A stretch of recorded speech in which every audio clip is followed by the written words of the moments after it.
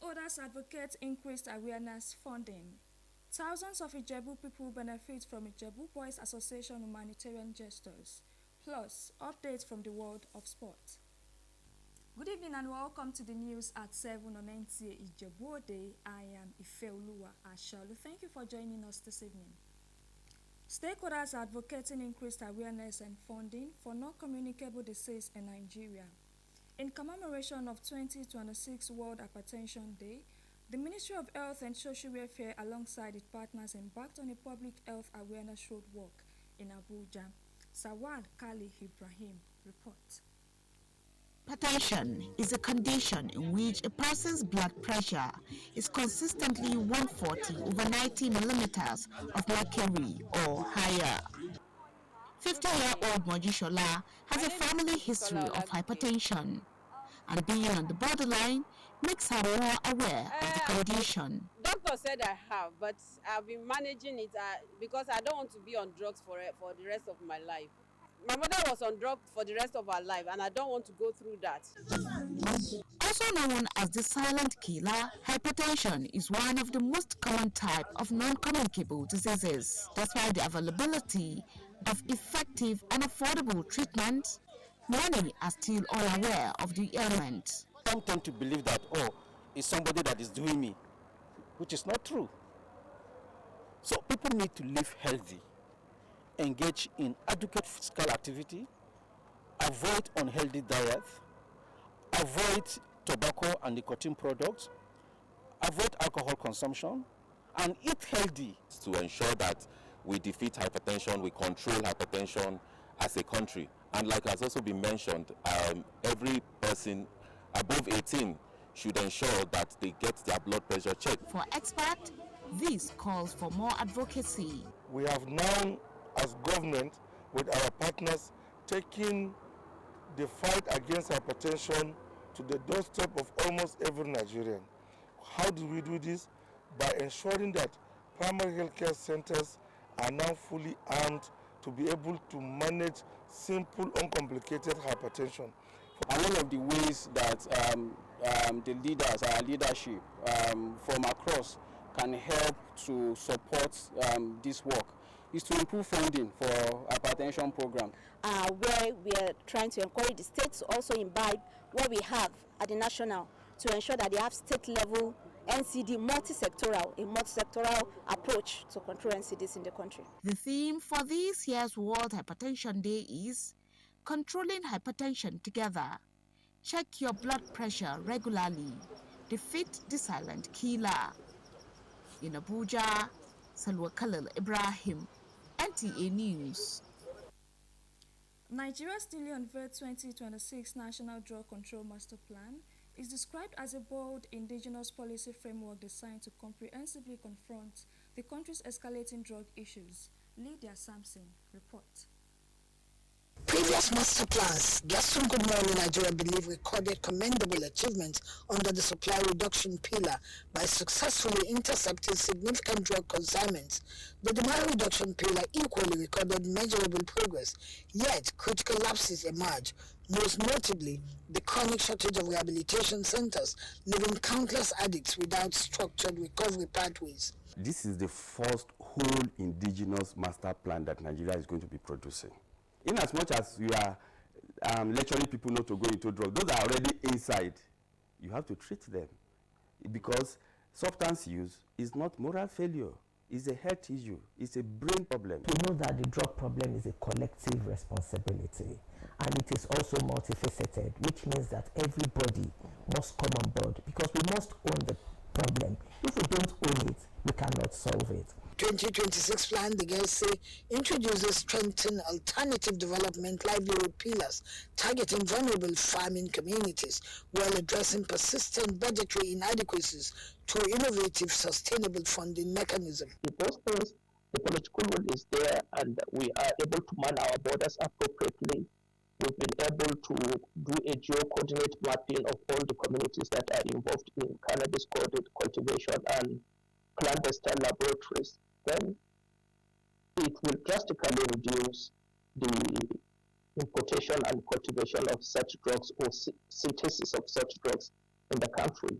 Crucially, the new framework redefines drug addiction not as a moral failure but as a disease, championing expanded treatment centers nationwide. Authorities are equally alarmed by the sharp rise in female drug users, demanding urgent gender-responsive interventions. The plan calls for robust state drug control communities, deepened judiciary security, community collaboration, and aggressive stigma dismantlement because silence, they insist, kills faster than the drug themselves, reiterating that treatment, not condemnation, must become our national mantra. In Abuja, Lydia Samson, NTA News. Still on health matters, Dr. Titilola Ibiyemi is the Medical Director FMC Abeokuta, representing the Minister of State for Health and Social Welfare. President Tinubu has reiterated his administration's desire to partner development partners in taking quality health care to the grassroots. The Minister of State for Health, Dr. Kunle Salako, made the disclosure while speaking at the free medical outreach put together by Ijebu Boys Association to mark the 10th year anniversary of the association in Ijebu Ode. Anthony Gandano reports that over 1,000 citizens and residents from across the 6 local governments of Ijebu land benefited from different free health facilities. His report. Residents and indigenes from across the 6 local government areas of Ijebu land converged on Ijebu Ode local government Itoro ground to benefit from the free medical outreach put together by the Ijebu Boys Association to mark the 10th years of the association's humanitarian efforts to the people. Addressing the gathering, the Minister of State for Health and Social Welfare, Dr. Kunle Salako, represented by the Chief Medical Director of Federal Medical Center Idiaba Abeokuta, Dr. Sarah Ibiyemi, commended Ijebu Boys Association for aligning with President Tinubu's quality healthcare program for the people through their free medical outreach program. So the fact that the government alone cannot do it, so an association like this that has taken it upon themselves to be doing this kind of check and picking diseases early so that they can be treated before it goes haywire. It's actually in tandem with what the president is one of the points out of the 4 cardinal points in healthcare sector as this time of the present administration. Some of the executive members of the association spoke on what gave birth to the association and the part it has been playing in the last 10 years of its existence. Last few years, we've been providing education materials to students across the length and breadth of Ijebu land. We have started with an assessment of the needs of local government in Ijebu land. Early this year, we gave drugs, a lot of drugs, to the 6 local government through the primary health board.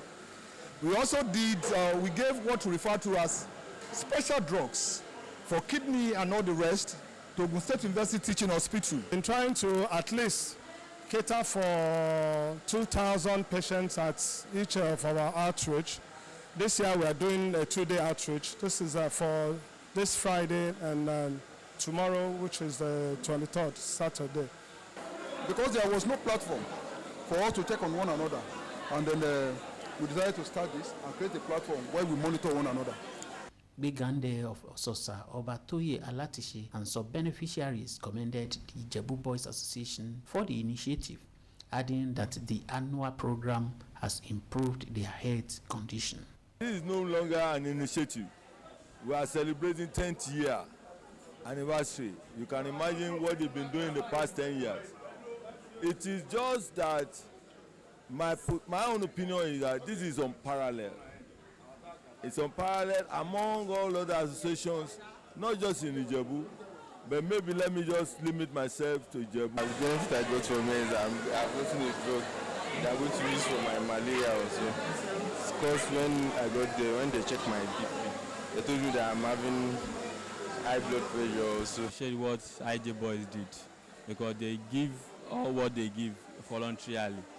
They didn't collect any money, it's for free, and it's part of growth in the economic. The residents were not only given free medical treatment, but were also empowered with raw and packaged food items.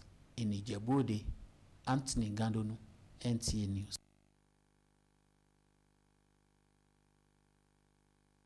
Beginning to reflect on the security architecture of Lagos State, as military and paramilitary personnel undergo advanced training designed to enhance operational effectiveness and improve interagency collaboration in the state. The training focused on equipping participants with modern security strategies, intelligence sharing techniques, and ethical standards required for service delivery. S.A. Owamaka report. Gathered in this hall are the instance of the statewide interagency training organized by the Lagos State Security Trust Fund, LSSTF, our security personnel drawn from various agencies across Lagos State. The Executive Secretary of the Lagos State Security Trust Fund, Dr. Ayodele Oguson, who was represented, says the initiative, which aligns with the renewed hope agenda of President Bola Ahmed Tinubu, is part of ongoing efforts to build a more unified and efficient security system capable of addressing emerging threats and ensuring the safety of lives and property in the state. We're looking at the need for, first of all, be able to establish ethical standards and ensure that there's transparency. People can see what security agencies do. We want people to be more, our officers, our security agencies to be more emotionally intelligent. We want collaboration, interagency collaboration, so not each agency seeing themselves as rivals on the field. For some security experts, the training reinforces the government's commitment to a safer Lagos through continuous capacity building and strategic partnerships among security institutions. Shared intelligence, joint operations, and mutual respect will give us a head over crime, disorder, and discipline. This opportunity will assist in enhancing the capacity of the men to discharge their work more effectively. Now, from the feedback that we have received from the previous 2 editions of this training, as well as the analysis we conducted on the difference between the pre-test and the post-test, there's been tremendous impact and improvement. Participants at the 2-day workshop, which is the 3rd in its series, were trained on modern security strategies, teamwork across agencies, and improved communication systems to boost field performance. In Lagos, S.A. Owamaka, NT News. You are still watching us on Nta Ijebu Ode News at 7. We will be going on a short break now. Please stay tuned. Nta Ijebu Ode, your heritage station. Nigeria Television Authority, Nta Ijebu Ode Heritage Station. A station that updates you on latest information, news, people day-to-day activities. We promote Nigeria culture. We bring to you educative programs and talk shows for young and old. We give you latest updates from the world of sports. We also bring to you updates from the entertainment world. We are the best among the rest. We are available on StarTimes Channel 103 and UHF 63. Nta Ijebu Ode, your heritage station. Thanks for rejoining us. The Nigerian Union of Journalists Ogun State Council has honored 2 distinguished veterans of the profession following their retirement from active service. The honorees are the first journalist to become head of service in Ogun State, Mr. Nta Ijebu, and the immediate past general manager of Ogun State Television, Mr. Tunde Kazim. Yemi Dalemo reports that the national president of the Nigerian Union of Journalists conferred the prestigious NUJ Fellowship Award on the Ogun State Head of Service, Mr. Nta Ijebu, in recognition of his outstanding contributions to journalism and public service. His report. Gathering of eminent personalities, media executives, labor leaders, veteran media practitioners, and members of the pen profession who converge on Iwe to celebrate 2 distinguished veteran journalists. For the event, Chairman of the Nigeria Union of Journalists Ogun State Council, Comrade Wale Olaniwaju, alongside labor leaders in Ogun State, appreciated the retiring head of service and the immediate past general manager of Ogun State Television, Mr. Tunde Kazim, for their impactful contributions to the development of journalism in the state. It is a pleasure to have you as one of us. I'm also very proud that by the grace of God, we will continue to remember you for good. There is no pressure when you are working with him, and he has a way of getting things done. Comrade Alhassan Yahya commended the 2 veterans and conferred the prestigious Fellowship Award of the Nigeria Union of Journalists on Mr. Nta Ijebu. He was able to come up with insurance premium for retiring staffs of this state. This is what we are advocating. This is what we are clamoring. Earlier at the national level, we have introduced health insurance for practicing journalists. The veterans advised journalists to remain truthful, responsive, professional, and objective in telling their stories. In public service, a single misstatement or an unchecked figure can affect policy, public trust, and ultimately impact lives. And mind the importance of verification, clarity, and communicating without ambiguity. Years of good things together, even when I was GM, anytime I run to his office, he's always there for me. As the GM of the I want to thank you, DJs, a wonderful friend, a wonderful brother, and a wonderful boss. The two veteran journalists joined the Ogun State Civil Service in 1992 and successfully rose to the peak of their careers before retirement. In Abeokuta, Yemi Dalemo, NTA News. Finally, in sports news, let's join Olumide Eguntola for more reports. Nigeria's women basketball team, the Tigresses, will open their 2026 FIBA Women's World Cup campaign against South Korea in Berlin, Germany on September 4th, before facing Hungary on September 5th and European powerhouse France on the 7th of September. The event is scheduled for September 4th to 13th, with the Tigresses aiming to further enhance their growing reputation on the global stage. The reigning African champions secured automatic qualification after clinching a record 5th consecutive women's Afrobasket title and remain the continent's highest-ranked side in the latest FIBA women's rankings.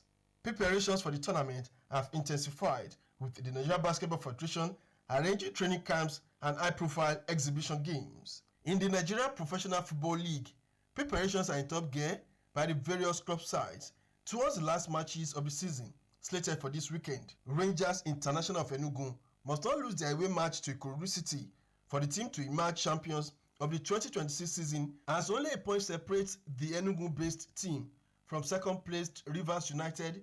In another development, Team Nigeria opened its campaign at the African Open Para-Powerlifting Championship in Algeria on an impressive note after winning 3 medals on the conclusion of the 2 events. Nigeria's Oguntoyle Tolulope, Esther Onyema, Ezuruke Roland, among others, made it to the podium. With sports updates, Olumide Eguntola, NTA News. And that concludes our news for tonight on Nta Ijebu Ode. Stay tuned for Yoruba caster Jide Moronfolu. I am Ifeoluwa Ashaolu. Thank you for joining us this evening.